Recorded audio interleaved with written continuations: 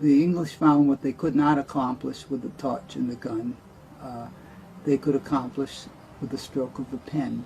So that's why they mislabeled our people racially in the records more and more as time went on, until eventually there was no Indian presence in the records. There was never that designation. You were identified as mulatto, musty, or any of those other terms rather than Indian. Such was the effort to erase Indians from history that up until the early 20th century, scientists of academic institutions deliberately altered census records. In Virginia, there was a leader of the eugenics movement, a man by the name of Dr. Walter Plecker. He changed records of Virginia Indians that were born and recorded as Indian people to say that they were colored.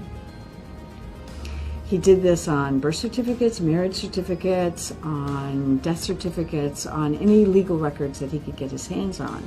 So since he physically destroyed or changed records of so many Virginia Indians, he essentially committed an act of bureaucratic genocide on the Virginia Indians. I can't see a more obvious event than what happened in the 20th century in terms of Virginia Indians being written out of history. Sometimes it got to the point where you were even afraid to say that you were Indian. And you told your children not to because it was safer. And so there were just all these different ways of erasing Native people as well as African American people from the cultural landscapes. At one point in time, it was a bad thing to even say you were Native American. Some people had to lie on their birth certificates and state that they were either black or that they were white. So that definitely had an effect on Native American people. Native people have become the invisible minority here, particularly in the Northeast. The census takers, who were generally white males, made their decision about who was Indian and who was not Indian. And if you did not look Indian... So profitable that Carolina's English and Scottish slavers and their Indian allies pushed themselves deep into Spanish and French territories to hunt for captives. The trade in Indian slaves was a vast enterprise that stretched from as far west as Spanish New Mexico to as far north as the Great Lakes. Virtually every tribe living in this large area was involved in this commerce either as a supplier of captives or as middlemen. The Caddo traded Licon Apache, but the Caddo don't really seem to keep slaves. They just kind of trade. It's down the line trade, so to speak. After that, where you have the first count of slaves is more people like from lower Louisiana, the Washoe, the Chawasha, the Chitimacha, people like that go into Mobile. By the time they're settled up here and the system is well entrenched in the French trading system, the primary source of slaves is coming from the West. Many indigenous nations suffered due to enslavement. On the Atlantic seaboard, entire tribes were sold into slavery to the Caribbean. A compelling example of Indians being sold into slavery in Virginia that's often overlooked is what happened to the Nanzatico people in 1704. That's actually the one instance that we have where a tribe was essentially eliminated as a result of a conflict here. And a small party of those Nanzatico Indians committed a killing of one family, the John Rowley family. But what happened as a result, the Nanzatico were impugned to give up the killers, and they did that. And the killers were convicted in English court, and they were hanged. But the General Assembly also decided that the entire nation could be retaliated against because of what these men had done. So they actually passed a ruling that enslaved the entire population of the Nanzatico, with the exception of children that were under 12, and all of those people were sold into slavery in Antigua. And all of those people were sold into slavery in Antigua. And all of those people were sold into slavery in Antigua, in the West Indies. Other than being a convenient source of free labor, the enslavement and deportation of Indians to the Caribbean was part of a systematic plan to eliminate the native presence from the emerging colonies. Because at that time, they did not talk about being Indians because you could be jailed, correct? Exactly. There was a lot of bad things that could have happened to you if you were native and if you were caught off the reservation. In some cases, you could be shot on sight. Okay? But getting back to William Lamb, who Paramore and Floyd Painter, Paramore wrote the history of Southampton County, said was the last Chernock-Anotaway riding a bicycle in court. And again, we know that was not true because William Lamb Howell, who was my war chief, is his grandson. But that's typical of what happened to first Americans in the Commonwealth. How things were done to actually change, not only to change one's race, but to change one's ethnicity, to take away their traditions, to take away their cultures, etc. And I'd like to go back to the 1808 Chernock-Anotaway Indian census to my fifth foster great-grandmother, who was Queen Edith Turner. Her name was really Wane Runsira, but the whites called her Turner. And the names, the colonial names, were given to us the same basically as the slave mentality. The slaves were, yeah. If your mother was a slave and living on a reservation, that means your child was a slave and that you took on the name of the master. So what had happened with native people, we didn't have colonial names. We had native names. My fourth great-grandmother's name was Carahoot. That was her native name.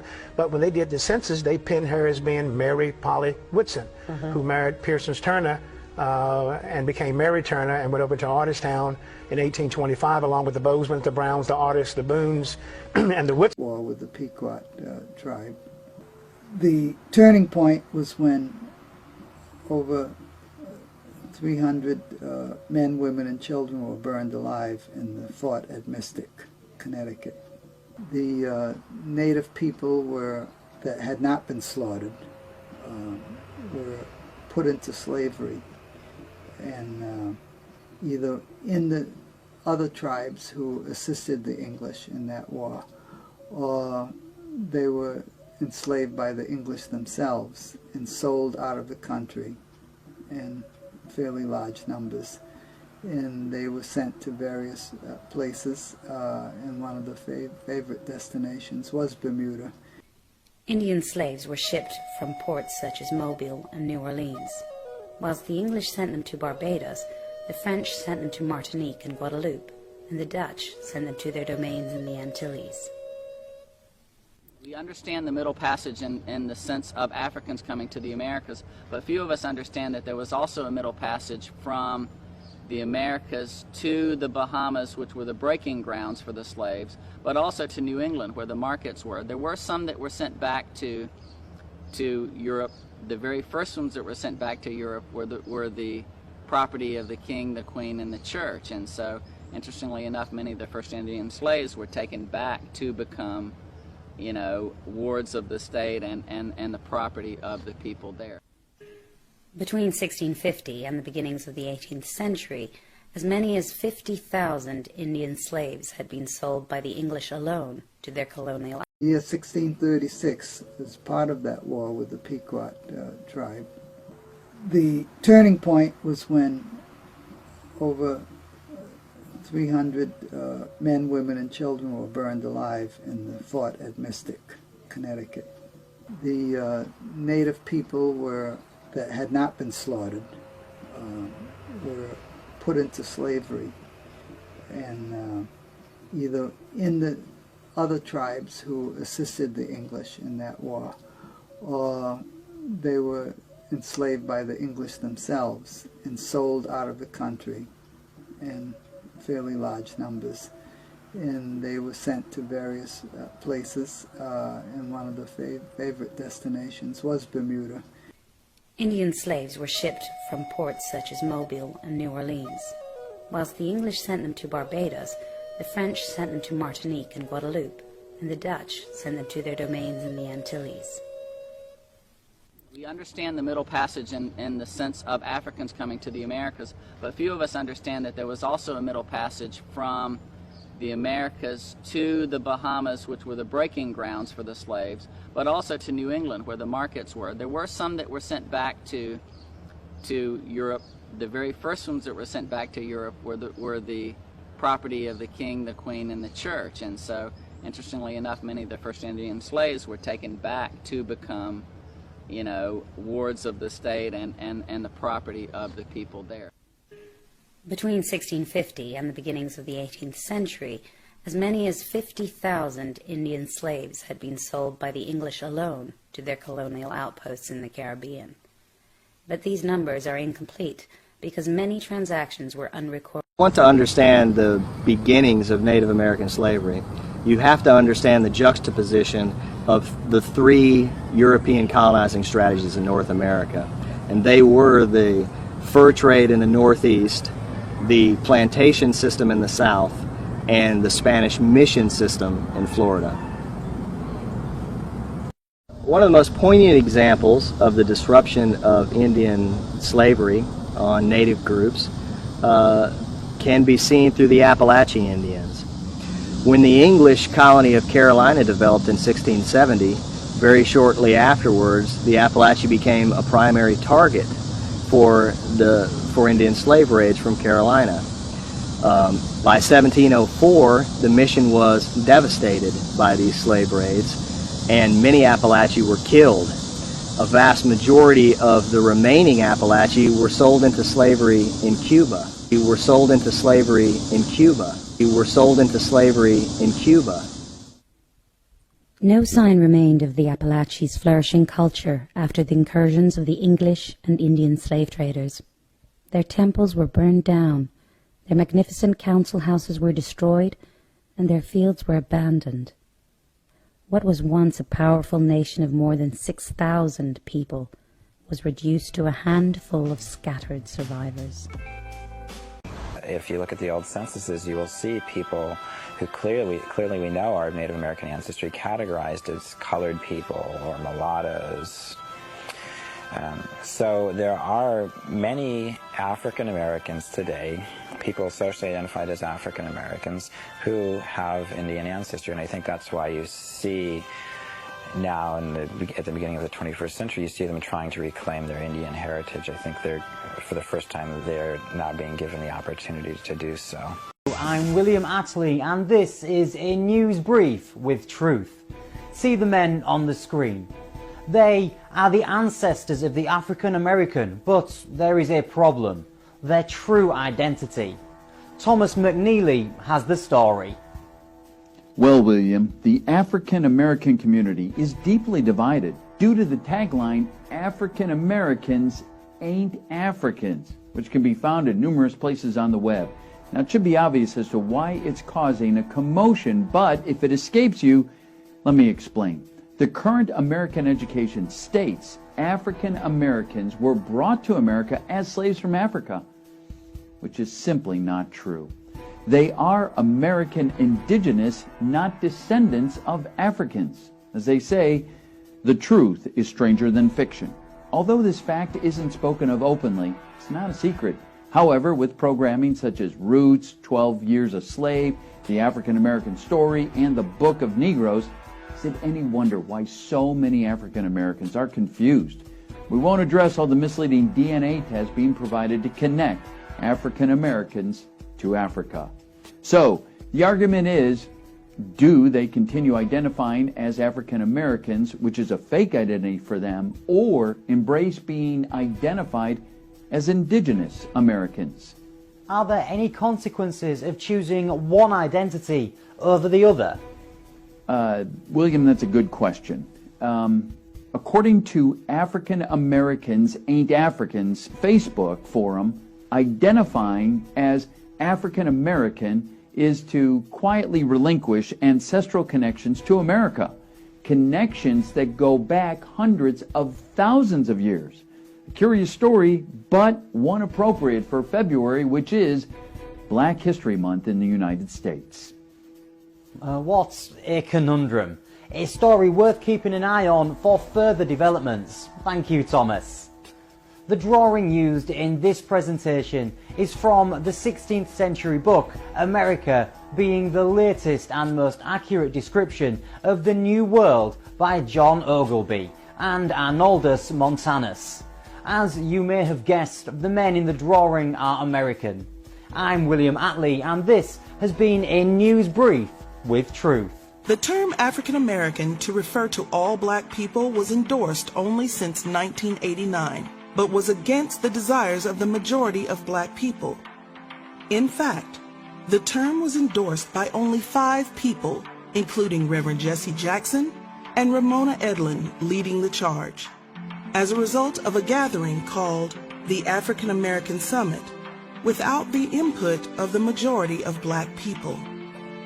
Author Avis J. Smith went to the district court in Washington, D.C. to stand against this term, as well as against the notion that a small group of powerful individuals should be able to compel the masses into adopting it. African American, the opposition court case, asks the question, who sanctions language? Who creates and enforces the wording that we use day in and day out? And do these people actually have the authority to do so?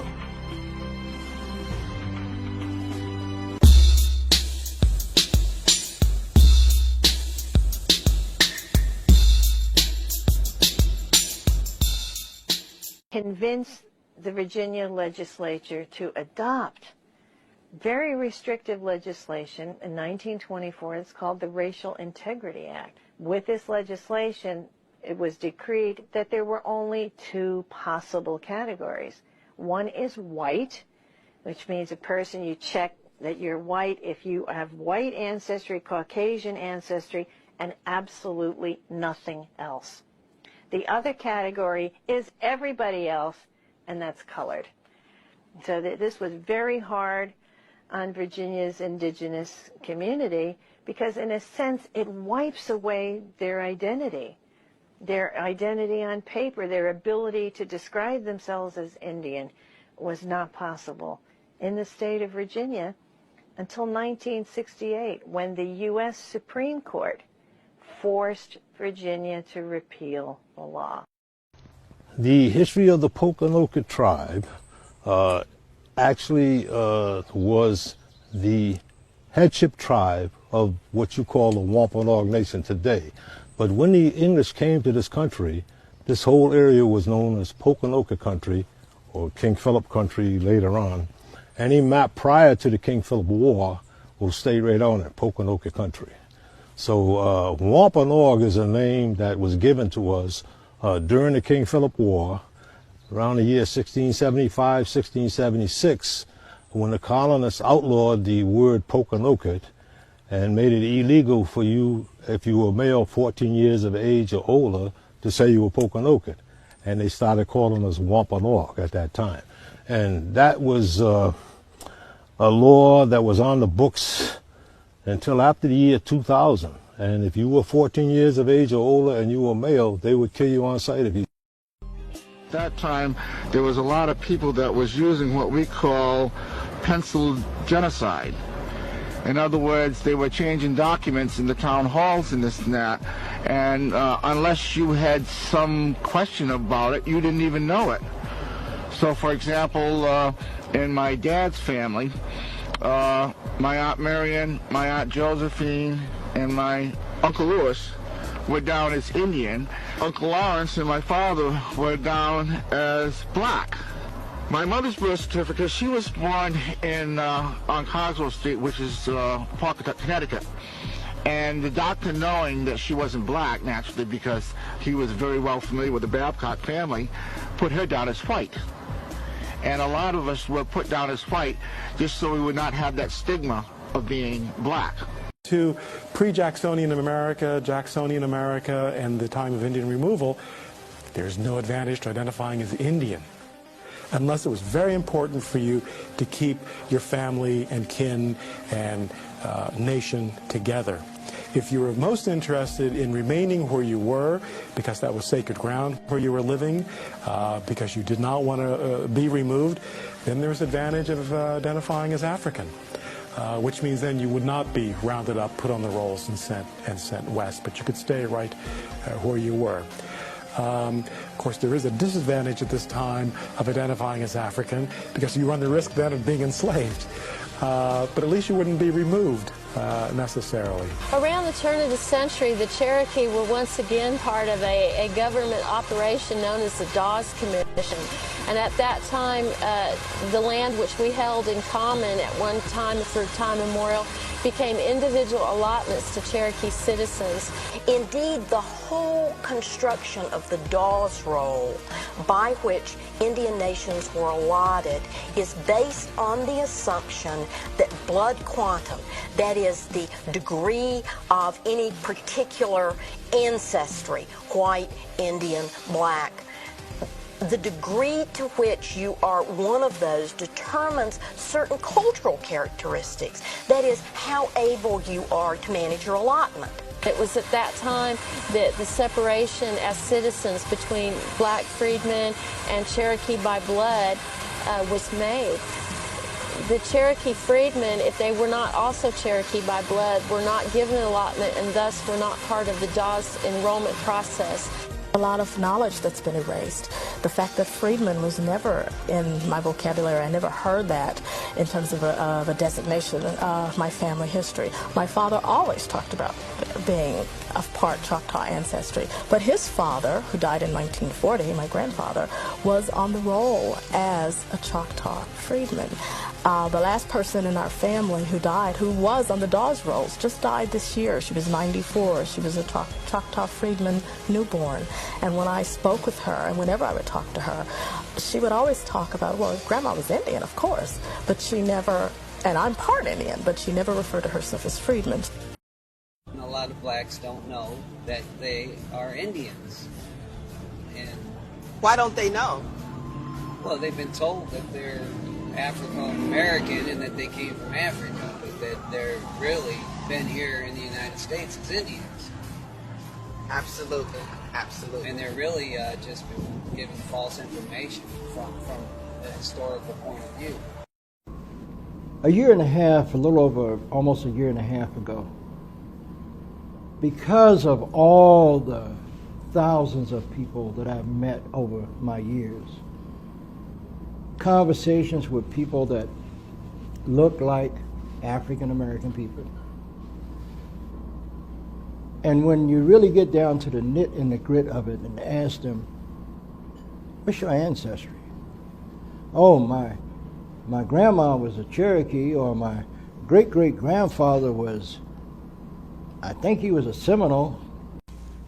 You know what, brother? If you were to walk into any mosque in America and you just laid your hands on the first person or the third person or the fifth person that you see, you realize that you're laying your hands on a Native American?